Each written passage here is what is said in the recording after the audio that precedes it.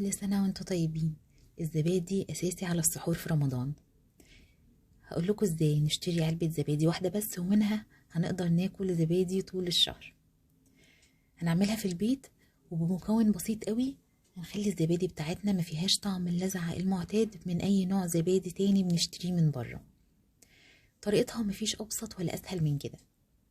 هنجيب لتر لبن جاموسي من عند اللبان، جاموسي مش بقري. هنغليه ونسيبه لحد لما يبرد تماما. هيعمل على الوش طبقة زي كده اللي هي قشطة الحليب، هنستغنى عنها. تمام كده. والحليب تاني هنرجع ندفيه، هنخليه درجة حرارته، يعني نجرب ان احنا نحط صباعنا فيه نستحمل درجة الحرارة، يعني يكون اخد درجة حرارة الجسم وازيد شوية بسيطة، مش اكتر من كده. يعني هندفي اللبن لحد ما يوصل للدرجة دي نستحمله على صوابعنا، وفي نفس الوقت يكون دافي ويدينا النتيجة المظبوطة، أدفى من درجة حرارة الجسم بشوية. وهنحتاج علبة زبادي. علبة زبادي المقاس العادي هي عبارة عن معلقتين. هاخدهم وهنقلهم في بولة. علبة الزبادي دي تقدري تعملي منها زبادي بقى طول الشهر. وهضيف عليهم شوية من الحليب اللي احنا دفيناه تاني. بعد ما هدفي الحليب هضيف حوالي كوباية على علبة الزبادي دي، وهضربهم مع بعض كويس جدا. لازم اتأكد ان الزبادي نعمت كويس مع اللبن ودابت كويس علشان يدينا نتيجة حلوة. وانا بفضل الطريقة دي عن ما نضربه في الخلاط. الطريقة دي بتكون احلى كتير. بعد ما دوبنا الزبادي في كوباية الحليب هضيفهم على باقي كمية الحليب اهو، وهقلب. لازم نقلب كويس جدا ونتأكد ان الزبادي دايبت في الحليب، كمية الحليب كلها.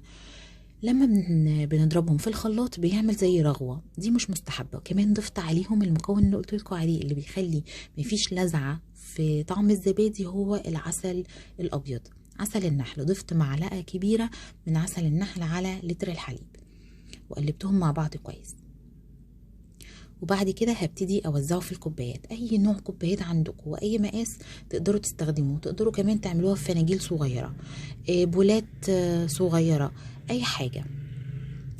وكمان لو بولات فخار تبقى حلوه قوي. هبتدي اوزعهم في الكوبايات بالتساوي. الكميه دي عملت معايا 7 كوبايات كبار. لو حجم الكوبايه اصغر من كده طبعا هتعمل معانا عدد اكبر، بس الكوبايه دي احنا مش هنشتري علبه الزبادي من بره بالحجم ده، مستحيل.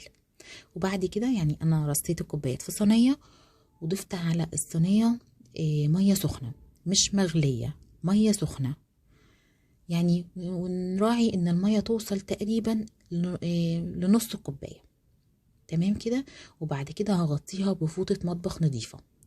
وانا بفضل الفوطه عن ما نغطيها باكياس او صينيه تانية او نغطيها بستريتش، ده احلى كتير. ليه؟ لما يطلع بخار الميه السخنه ده على الاكياس او الاسترتش هينزل ندى فوق كوبايه الزبادي، فهيبقى على الوش شويه كده من الميه. لكن الفوطه هتشرب البخار ده ومش هنلاقي الميه دي خالص في الزبادي. الزبادي هدخلها الفرن ومش هسخن الفرن من قبلها، وممكن نسيبها كمان على الرخامه، المهم يكون مكان دافي من غير ما نسخن الفرن. هدخلها هتقعد تقريبا 6 ساعات. خدت معايا 6 ساعات بالظبط. وبعد كده خرجتها دخلتها التلاجة كمان ساعتين وبقت جاهزة معايا. زي ما انتوا شايفين كده انا بقلبها ما شاء الله متماسكة ومش مش بتقع من الكوباية. تحفة. لذيذة جدا. قوامها حلو قوي اهو، كريمي كده وفي نفس الوقت متماسكة. شايفين؟ لذيذة قوي بجد. لو جربتوا الزبادي بالطريقة دي في البيت ان شاء الله هتنجح معاكم وهتعجبكم، مستحيل تشتروها تاني من بره.